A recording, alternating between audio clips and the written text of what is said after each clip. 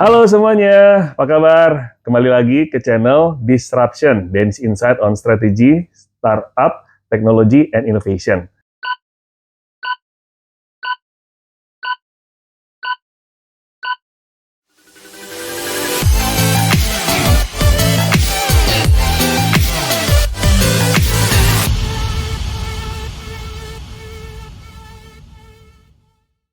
Sekarang saya berada di Dharma Negara Alaya yang terletak di Kota Denpasar dan ini adalah milik dari pemerintah Kota Denpasar di Bali. Ya, nah ini tempatnya asik banget, luas banget, tempat berkumpulnya para startup, mahasiswa, kemudian juga para penggiat-penggiat kreativitas untuk bisa melakukan banyak hal nih dan difasilitasi oleh pemerintah kota setempat.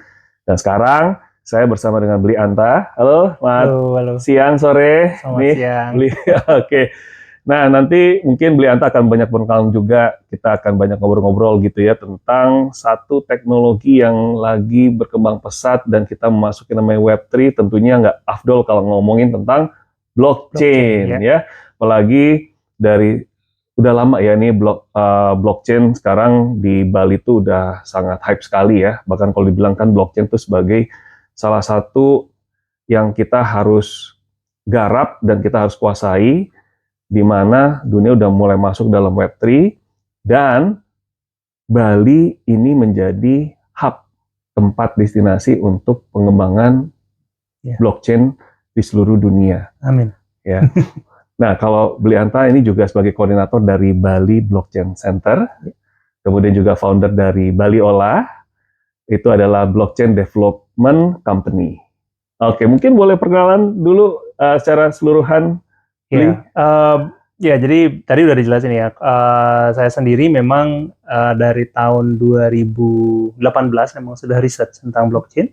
Terus sampai di S2 pun riset juga di blockchain. Fokusnya situ ya? Fokusnya di sana, tapi ke business side-nya dari blockchain. Habis itu dari sana tahun 2020 mulai mengembangkan perusahaan pengembang teknologi blockchain dan juga sempat mengembangkan token juga. Nah, terus di 2021 bersama dengan Backcraft Denpasar. Backcraft Denpasar itu seperti badan kreatif Kota Denpasar yang tugasnya ingin mengembangkan ekonomi kreatif dan juga digital di Kota Denpasar. Dan pemerintah kota, kita akhirnya sepakat untuk melihat bahwa blockchain ini menjadi potensi ke depan dan memiliki potensi untuk menjadi industri terbesar nomor 2 di Indonesia, di Bali. Jadi kan awalnya pasti tourism ya. Yang kedua, mudah-mudahan kita bisa mewujudkan bahwa blockchain ini bisa jadi the second biggest industry in Bali. Dan gitu kontribusinya juga besar ya. Kontribusinya juga besar. Karena jadi nggak tergantung lagi sama pariwisata. Tetap akan tergantung. Mau gimana pun juga ya, Bali nggak akan mungkin. Agak susah. Benar. Karena sudah kebentuk ekosistemnya dari dulu. Betul. Tetapi kita harus punya istilahnya the secondary industry yang ya harapan kita ya blockchain bisa menjadi salah satunya gitu. Karena kan memang seperti tadi yang Mas Dani juga bilang ya, Bali sedang berkembang banget dan dari tahun 2020 sampai sekarang itu ekosistem developers blockchain, terus project blockchain itu banyak berkembang dari Bali juga. Ya, yang ya dari sanalah pemerintah juga melihat, wah ini ada potensi. Tapi yang uniknya adalah kita blockchain center ya, jadi kami lebih ke teknologinya. Jadi kalau tadi ya diceritakan mulai tahun 2018 riset tentang blockchain, udah dari tahun 2018? Sudah riset waktu itu lagi kuliah gitu ya, kalau boleh ceritakan? Ya waktu itu malah belum kuliah. Oh belum kuliah? Belum. Wow. Waktu itu masih saya kerja di perusahaan software developers di Jogja pusatnya, terus di Jakarta, saya ditempatkan di Jakarta, saya riset tentang teknologi blockchain, karena waktu itu kan hype-nya industri 4.0 kan, AI, big data segala macam, dan yang paling terakhir kan blockchain gitu loh. Apa ini blockchain? Akhirnya mulai riset, mulai belajar, kepincut. Sampai sekarang tetap kepincut gitu. Nah waktu itu juga 2018 saya sama kakak waktu itu, jadi kakak sepupu saya, kita punya idea untuk ngembangin namanya fraction property investment. Waktu itu jadi satu gedung dipecah menjadi beberapa NFT waktu itu. Nah tapi permasalahan Indonesia belum siap sama regulasinya gitu. Jadi kakak saya waktu itu sudah bilang coba deh kamu cek tentang blockchain gitu. Nah, saya juga kebetulan memang sudah ngerti juga ya, saya lebih serius ya kayaknya. Ya, tapi gara-gara memang regulasi belum siap, ekosistem belum siap, dari kami pun dari segi knowledge juga belum sebesar sekarang waktu itu ya. Akhirnya mau nggak mau PT-nya harus dibekukan. Tutup, oke. Nah, ditutup. Nah, tapi uniknya PT ini tutup, konsep ini terus saya bawa sampai ke tesis. Kayaknya selesai. Selesai. Dapat lah ya. Ya, dapat. Jadi fokus di pengembangan bisnis modelnya Oke. dari fraction property investment based on blockchain technology. Gitu. Tapi juga bikin sendiri, coding sendiri atau develop sendiri? Saya lebih ke bisnis modelnya ya. Bisnis modelnya ya. Okay. Kalau yang develop ada tim lagi yang develop. Ada timnya lagi. Saya lebih ke bisnis modelnya, implementator, dan juga istilahnya kayak membumikan si blockchain itu sendiri. Yang use case-nya bisa dilihatin apa implementasinya ya. Betul. Nah, kalau tadi kan kita mungkin udah banyak kenal tentang Blianta gitu ya. Kalau sekarang nih tentang Bali Blockchain Center, nah kegiatan besarannya apa aja nih kalau boleh sharing? Kalau Bali Blockchain Center itu sebenarnya dari awal kita punya 4 tugas. Center of Information, jadi kami harus menjadi sentra informasi blockchain yang tepat gitu, termasuk dalam blockchain itu kan ada crypto, NFT dan segala macamnya kan. Nah, kami juga harus memberikan jembatan juga ke teman-teman, ke masyarakat lokal, karena tugas kami adalah mengembangkan ekosistem lokal. Terus yang kedua, Center of Education. Nah, kami juga mengadakan kayak event-event edukasi, termasuk juga kita sedang develop akademi juga untuk developers dan juga business development-nya si blockchain itu sendiri. Ketiga itu Central of Incubation. Jadi kita ngembangin ekosistemnya juga. Jadi ada project-project itu bisa masuk ke BBC. Nanti kita bisa sambungkan dengan project penyandang dana yang tepat. Yang keempat adalah Center of Community. Jadi tugas kami menjembatani komunitas global yang notabene ada di Canggu, ada banyak banget kan. Nah, tapi teman-teman dari global ini pengen nyentuh ke lokal juga. Cuma they don't know where to go. Nah, makanya adanya Bali Blockchain Center ini bisa menjadi seperti kayak hub gitu. Jadi mereka bisa ke sini, kami juga bisa mengundang teman-teman di kampus, teman-teman lokal, itu ayo kita saling transfer knowledge lah bahasanya kan. Nah, ini 4 tugas kita. Jadi memang kegiatan kami ya banyak edukasi ya. Kami melakukan roadshow waktu tahun 2021, awal kami dibentuk, kami lakuin roadshow. Dan sampai 2022, roadshow ke kampus-kampus, sampai datang ke 13 kampus, untuk jelasin apa itu blockchain, apa NFT, apa cryptocurrency, biar tidak ada yang salah tanggap gitu kan. Terus yang kedua, kami juga mengumpulkan komunitas-komunitas global yang ada di sini, untuk bisa hook ke kami juga, jadi kami bisa mengetahui siapa aja sih yang ada di Indonesia gitu. Dan ada di Bali itu siapa saja, jadi kami bisa tahu nih, potensi dari mereka ini, bisa nggak nyambung dengan potensi kita yang ada gitu di Bali, di lokal lah terutama ya, saya lebih fokusnya di Bali itu.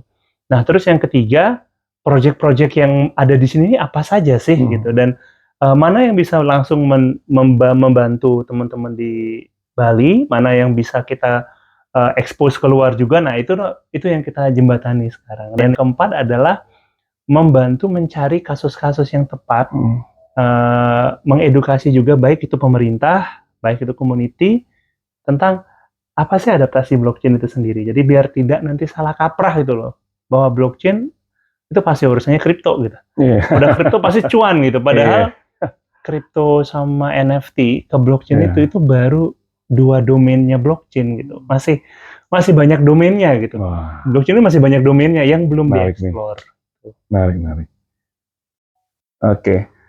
Wah, tadi menarik banget ya, Blianta, kalau dibilang bahwa domain-domainnya blockchain ini banyak banget, nggak hanya NFT ataupun juga kripto.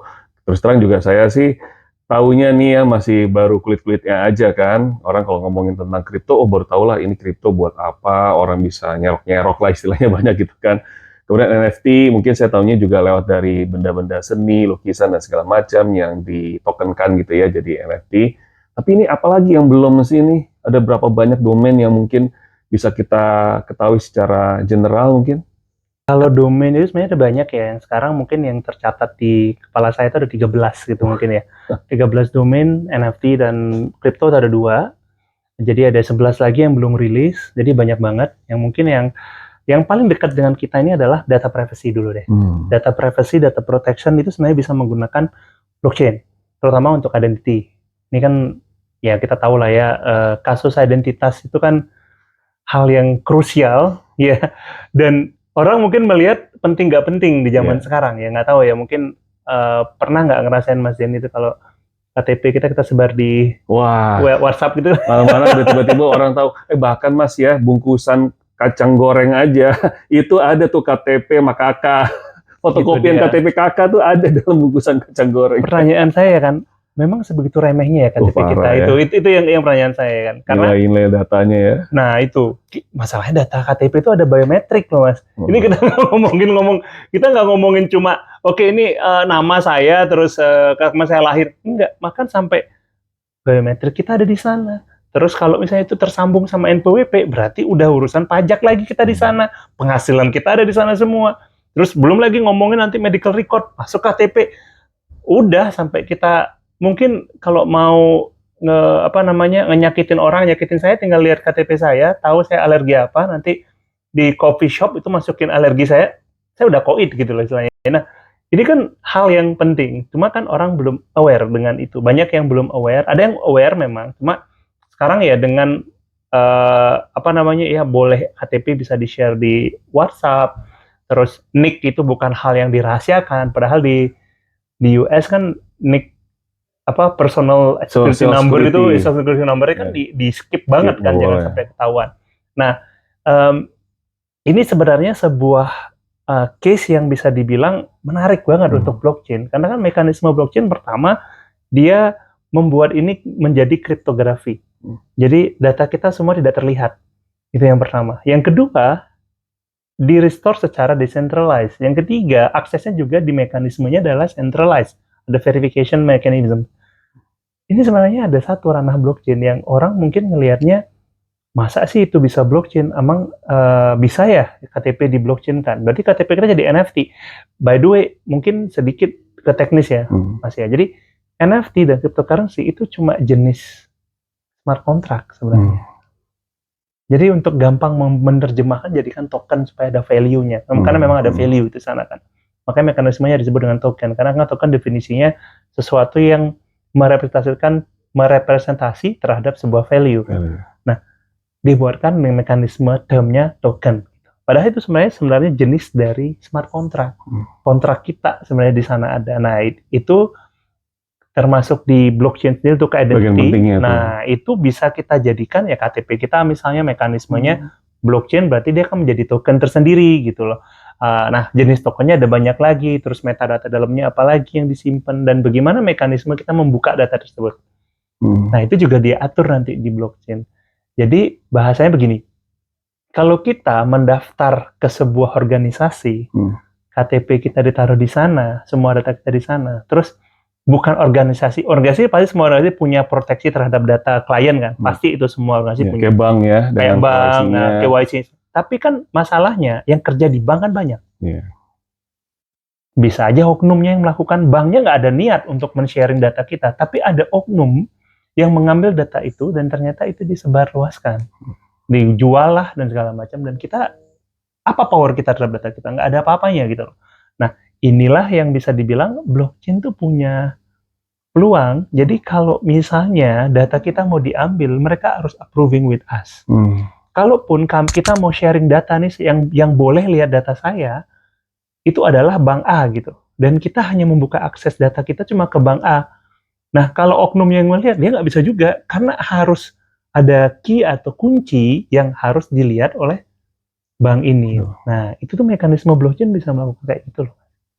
Nah, berarti ini data, balik lagi ya, miliknya kita lagi. Tapi tetap bisa kita berikan kayak semacam izin betul. Ya, untuk satu pihak tertentu melihat. Namun pihak lain nggak bisa, siapapun itu. Dimana kalau di Web 2, saya bukan bilang bahwa Web 3 akan menggantikan Web 2 ya, tidak. Tetapi Web 3 itu seperti the next transformasi digitalnya. Web 2. Kan udah transformasi digital nih, Web 2 nih. Nah, ada kekurangan di Web 2 karena terlalu centralized. Kita juga harus integrasi database, itu agak ribet lah. Kita mungkin Mas juga ngerti ya itu ya. Jadi integrasi satu database dengan database yang lain itu juga PR sebenarnya Ribet kan, ya. ribet lagi. Belum lagi ada gengsi organisasi. Nah, ini lagi nih kan perlindungan tukar data API juga mereka. nggak mau. Nah, itu banyak sekali.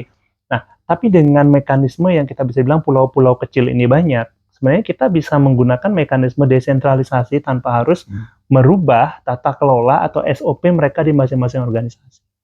Ya kayak itu ya, maksudnya kayak kementerian-kementerian itu kan punya data masing-masing, lembaga-lembaga punya data masing-masing. Kalau mau disatukan itu paling ya kan ego sektoral tuh nggak mau ya. Pasti ada aja. Jadi menurut Mas langsung aja gitu ya, kita desentral aja nggak apa-apa nih, dibikin node-node-nya, dibikin blockchain-nya, sistemnya, nanti ada yang bisa menyatukan seperti itu. Iya, jadi mekanismenya integrasi antar jadi apa ya bahasanya itu adalah really on the blockchain gitu. Jadi memang kita desentral aja. Memang kita agak susah kan menyatukan semua datanya. Iya. Tetapi kalau kita bisa mengkonfirmasi, at least identity kita itu memang kita pegang sendiri. Oke. Nah, tapi servisnya semua dipegang oleh pemerintah. Kan balik lagi ya. Ini urusan saya sama pemerintah. Jadi saya hanya membuka data ini untuk pemerintah saya gitu. Terus kalau saya mau daftar ke bank gitu, bank nggak usah tahu NIK saya, tetapi bank dapat konfirmasi dari pemerintah bahwa ini benar identitas saya gitu. Jadi hal-hal itu tuh sebenarnya yang perlu kita garis bawahi bahwa blockchain memiliki potensi ke arah sana gitu. Dan ini memang udah banyak use case-nya ya. Sudah, di luar udah banyak lagi banget. Di luar itu sudah ada namanya decentralized identity. Ada juga mekanisme namanya zero knowledge proof. Nah, ini juga mekanisme yang sekarang banyak di-adopt di blockchain. Sebenarnya dulu sebelum blockchain sudah ada gitu, tapi ini di-adopt di beberapa blockchain sudah masuk, itu zero knowledge proof. Jadi kita boleh memperlihatkan data yang ingin kita lihatkan ke orang lain. Zero knowledge. Jadi ini juga sudah berjalan, banyak yang sudah melakukan kok ini, dan implementasinya rata-rata lebih ke kayak data-data krusial ya.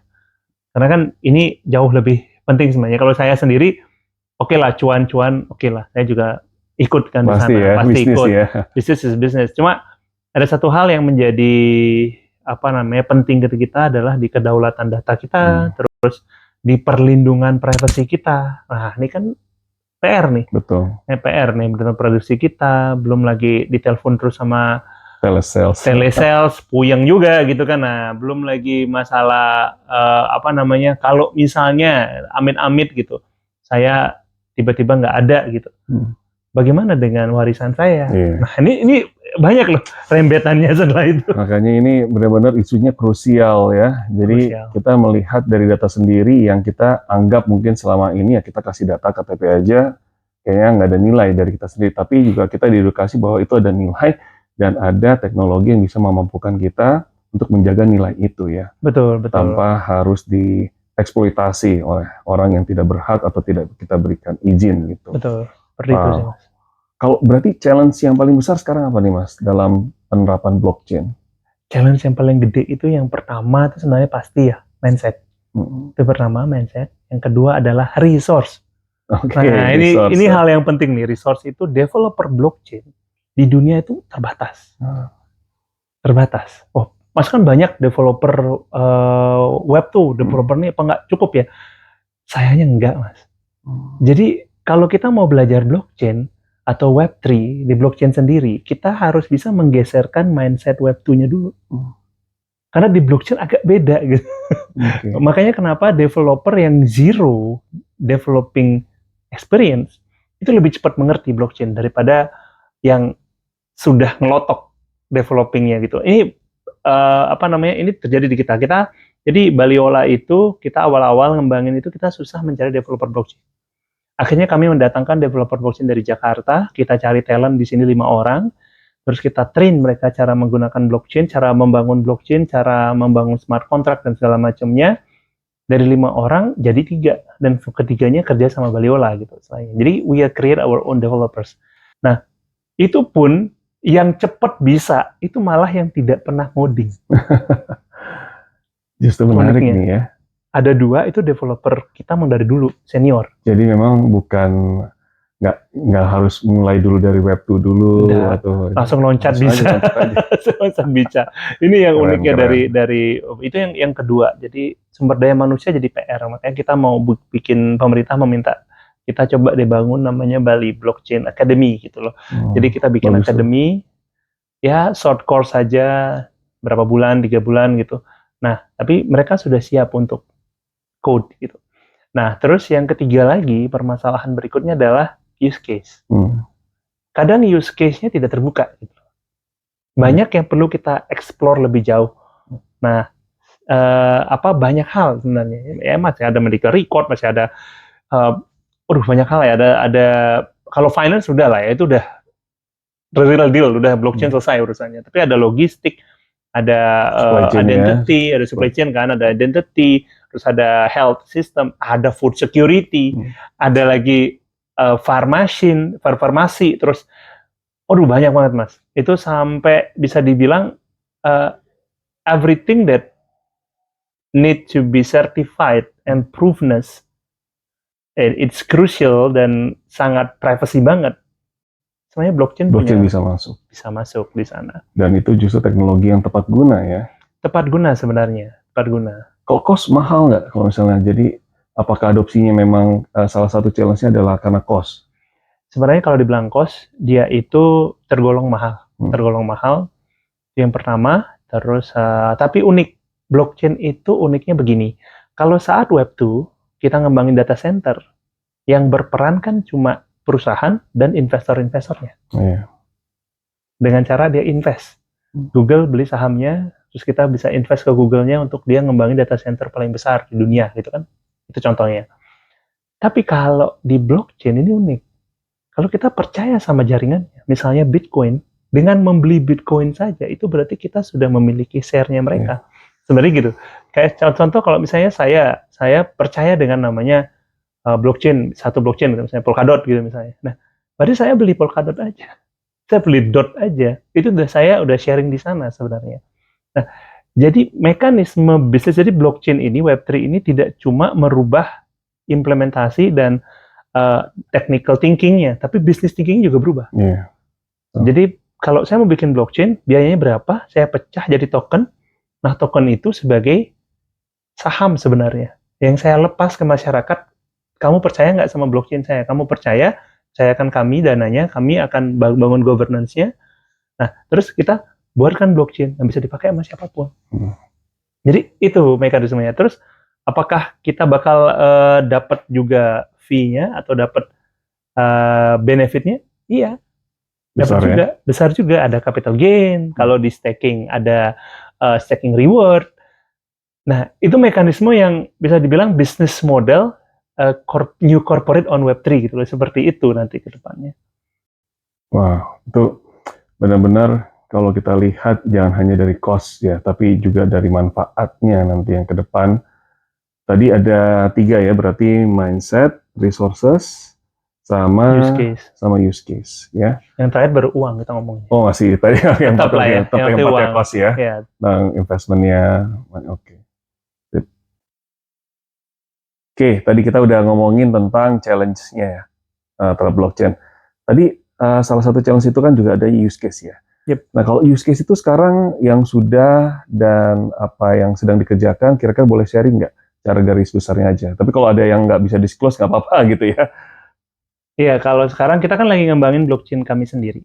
Kami sedang mengembangkan blockchain kita sendiri yang memang kita fokuskan tuh use case-nya memang untuk data-data krusial sebenarnya.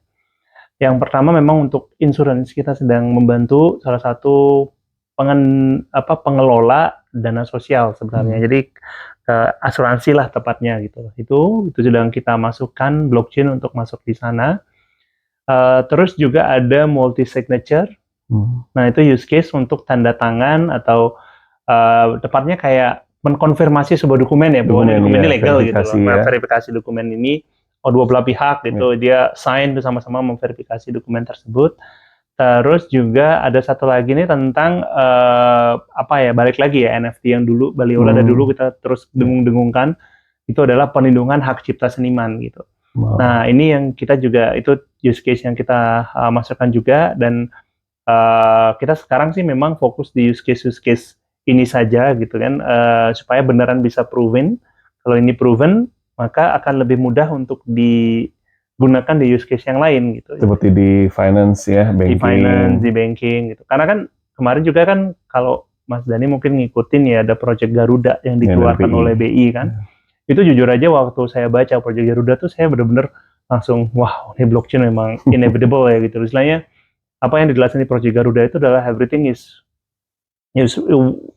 itu akan dibentuk dalam blockchain gitu. Dan dengan kepastian itu, jadi kita juga industri blockchain juga tahu bahwa blockchain akan jadi sangat amat penting di masa depan itu, karena sebesar BI aja sudah mengarah ke sana CBDC-nya kan, ke blockchain memang. Nah, tapi juga ini jadi tantangan juga buat kita. Masalahnya mindset-nya masyarakat sebagian besar itu masih menyamakan blockchain dan cryptocurrency. Padahal ini dua yang beda. Ini use case-nya beda nih. Gitu. Jadi cryptocurrency pasti menggunakan blockchain, itu sudah pasti. Tetapi blockchain itu tidak serta-merta harus punya cryptocurrency sebenarnya. Private blockchain nggak perlu bikin cryptocurrency. Sebenarnya kan aslinya cryptocurrency itu digunakan untuk sebuah blockchain mengumpulkan dana guna memastikan blockchain-nya sustain. Itu sebenarnya aslinya cryptocurrency, kayak saham sebenarnya, tapi mekanismenya di Web3. Seperti itu. Wah, nih semoga nih ya banyak use case nih ya bisa kita lakukan, juga penting untuk edukasi. Betul. Ya, biar kita bisa memberikan kerja nyatanya itu seperti apa juga kan ya, dari use case itu. Kemudian nanti semakin banyak industri yang paham dan juga meyakini bahwa blockchain ini nilainya tinggi banget dan bahkan sangat diperlukan untuk nantinya bisa tadi ya data untuk security-nya, kemudian juga untuk data proteksinya, untuk data tracking-nya dan yang lainnya kan. Betul. Oke. Nah, mungkin ini terakhir, dengar-dengar nih udah nih, boleh diceritakan juga ya kalau nggak salah tentang Polkadot nih. Salah satu, kalau nggak salah dibilang top 10 ya, top 10 dari blockchain di dunia ya. Atau kalau tokennya sih sebenarnya top 15 ya. Oh, top 15 ya. ya. Top 15 dia. Nah, itu gimana tuh awal mula ceritanya seperti apa? Iya, jadi kita di Bali Blockchain Center sebenarnya kita open dengan semua blockchain kan. Kita sudah ketemu dengan beberapa blockchain, tetapi yang istilahnya kami masih open, siapapun nanti pengembang blockchain yang mempunyai use case pertama ke cross blockchain, terus memiliki use case berdampak, jadi nggak cuma sekedar token transaction. Jadi sebenarnya kami sangat open untuk masuk ke BBC. Nah, pas itu tuh Polkadot datang ke sini, itu uniknya. Asik. Jadi beberapa Polkadot head ambassador itu datang ke Bali Blockchain Center. Saya memang sudah tertarik sama Polkadot udah lama. Jadi ada beberapa blockchain yang saya tertarik banget. Ada 4 yang saya tertarik, yang saya lihat memang memiliki potensi gede sekali gitu loh, gede lagi ke depan untuk bisa diimplementasi, terutama di Indonesia. Nah, ngobrol lama, Polkadot itu sedang mengembangkan namanya Polkadot Hub. Polkadot Hub, dan kebetulan dia sedang mencari partner di sini, atau istilahnya untuk mengembangkan Polkadot Hub di Indonesia. Kami sempat diskusi lama sampai visi Anda apa sih sebenarnya gitu. Polkadot Hub ini buat ngapain gitu. Jangan bilang ini jadi sentralnya expat di sini nih gitu. Kita nggak mau. Kalau itu sih kita tolak pasti ya, whatever luar gitu. Nah, setelah kita diskusi panjang, ternyata mereka Polkadot Hub justru mengembangkan ekosistem lokal. Bagus. Jadi dia menyiapkan ini bagaimana caranya untuk bisa masuk ke ekosistem blockchain-nya, bagaimana caranya untuk bisa menyiapkan acara-acaranya si Polkadot atau men-sharing sampai ke education platformnya seperti apa. Jadi benar-benar, dan itu uniknya adalah mereka di sini Polkadot Head Ambassador ini, mereka dari luar ya, mereka expat. Nah, mereka di sini cuma 2 bulan. Jadi onboarding aja, setelah itu Polkadot Ambassador di Indonesia yang akan melanjutkan. Wow. Jadi mereka tidak mau transfer ya. Iya, mereka transfer, caranya seperti apa. Nanti di Bali kan kita punya beberapa Polkadot Ambassador. Kalau yang sekarang yang terdaftar di Bali Blockchain Center ada 2 Polkadot Ambassador dari Indonesia, dari Bali. Nah, ini 2 Polkadot Ambassador ini yang akan menggawangi nanti, membantu Bali Blockchain Center untuk mengarahkan nih, misalnya edukasi tentang blockchain dan segala macamnya. Nah, itu yang unik. Akhirnya ya udah kita ketemukan dengan pemerintah dengan Bekraf, dan Bekraf setuju karena memang term and condition-nya BBC kan apapun yang kita lakukan itu harus arahnya kepada pengembangan ekosistem Oke. lokal. Kalau dia enggak, kami tolak. Kami berhak untuk menolak. Gitu karena beberapa kali banyak Mas yang Iya. datang ke sini mau gunakan tempat kita. Kita kan gede kebetulan. Terus mau akses ke komunitas kita yang notabene itu semua mahasiswa isinya gitu. Terus ujung-ujungnya itu cuma ya mau promosiin token gitu-gitu yang saya tanya white paper-nya mana, ininya nggak jelas juga gitu kan. Nggak ke sana lari kita ya, mau nggak mau kami harus Jualan menolak nih gitu token. loh. Ya jualan token nggak bisa kalau di kami gitu. Tapi kalau memperkenalkan teknologi, mengedukasi, walaupun nanti mereka ingin mengembangkan blockchain sendiri bagaimana caranya. Nah, itu malah kita senang sekali kalau ada yang Benar. mau sharing gitu ya. Iya. Karena kurangnya kita di sana. Betul. Kurangnya kita di sana. Knowledge ini, waktu saya riset blockchain pun mencari rujukan research yang bahasa Indonesia nol. Nggak ada. Ya, tadi juga Mas Santa bilang, wah cari buku-buku blockchain itu masih sulit ya. Sulit banget. White paper juga mungkin nggak ya, terbatas mungkin top 15 yang blockchain aja yang ada ya. Yang Semua kalau ada. di Indonesia sekarang udah mulai banyak ya. Ada dari kemarin dari kampus gede di Indonesia sudah mulai masuk.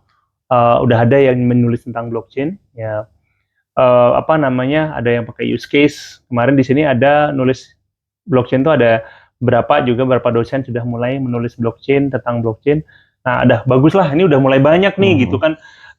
Jadi kita pun lebih enak buat riset, tetapi memang tetap aja kita perlu lebih banyak lagi gitu. Nah, ada yang dengar juga kan, Brianta lagi bikin buku nih kan. Oh iya, ya. Ayo kapan nih Mas keluarnya nih bukunya nih? Sebenarnya penyusunannya udah selesai. Ya. Sekarang lagi layouting sama penerbit. Semoga lah bulan depan atau 2 bulan lagi sudah. Wah, bentar lagi dong ya. Rilis ya. Ini lebih kepada bisnisnya ya, kepada implementasi. Jadi kalau blockchain kan punya banyak ini. Cuma yang saya juga kan kebetulan masuk juga di industri perbankan. Nah, permasalahannya adalah di industri perbankan blockchain tuh masih dilihat sama dengan cryptocurrency dan notabene jadinya tabu gitu loh. Dan kayaknya perlu diluruskan. Jadi saya lebih banyak buku yang ini akan lebih fokus kepada blockchain on finance. Wow. Gitu. Wah, ini menarik banget nih ya. Memang benar-benar industri yang paling dekat dan paling cepat untuk mengadopsi blockchain adalah finance and banking. Yes. Dan banyak sekali use case-nya di sana. Banyak banget. Tinggal implementasinya dan regulasi. Karena ini kan high regulated industry kan. Namun dukungan pemerintah juga kuat ya sekarang ya, nggak hanya pemerintah tapi juga dari BI. Benar. BI juga sudah mulai open dan ya semoga lah, kita belum tahu kan carut marutnya kripto di luar negeri kan lagi gila-gilaan nih, saling apa segala macam. Tetapi yang saya uniknya gini, saat kripto lagi bisa dibilang on the winter, malah teknologi blockchain gila-gilaan naiknya gitu. Yang saya uniknya kan ada yang kemarin isu roll up blockchain-nya Ethereum layer 2 gitu kan. Itu gila-gilaan lagi naik. Terus kemarin Polkadot Parachain sudah mulai ngembanginnya. Terus Avalanche Subnet nambah lagi, Cosmos ekosistem juga berkembang. Ini istilahnya bisa dibilang ya winter di kripto, tapi teknologi blockchain-nya berkembangnya parah dan saya lihat the next wave itu akan lebih ke fokus kepada the value of the technology kayaknya nextnya. Sudah memang waktunya ya, karena kan sekarang ya selama ini orang udah banyak ngomongin tentang sisi teknisnya, kemudian bagaimana berikutnya adalah the value of the business-nya, kemudian juga implementasinya kelihatan banget. Nah itu kuncinya lagi adalah memang use case. Oke, sip. Wah kita seneng banget nih udah banyak obrolan tentang blockchain, banyak belajar juga dari Brianta. Dan tentunya kita doakan agar di di Bali Blockchain Center, dan tentunya juga tadi di Bali Olah, dan kerjasamanya juga sekarang Bali Blockchain Center dengan Polkadot itu semakin berkembang. Dan kita harapkan resources nih semakin bertambah nih ya. Amin. Dan banyak sekali developer ataupun para penggiat blockchain, terutama dari lokal, dari Bali itu juga semakin banyak. Tentunya kita harapkan punya kancah, nggak hanya di lokal nasional tapi juga di internasional. Oke. Terima kasih sekali lagi atas Sama-sama, Mas waktunya. Denny. Thank you Makasih banget udah nih kita datang. kalau selalu datang ke Dharma Negara Alayani. Wah, kalau udah ngobrol banyak dan pasti selalu tambah ilmu nih kalau ngobrol sama Brianta nih. Oke, thank you sekali. Sekali lagi terima kasih. Dan itu untuk episode kita kali ini. Ketemu lagi di episode berikutnya dalam channel Disruption dan Insight on Startup, Strategy, Startup, Technology, and Innovation. Oke, bye.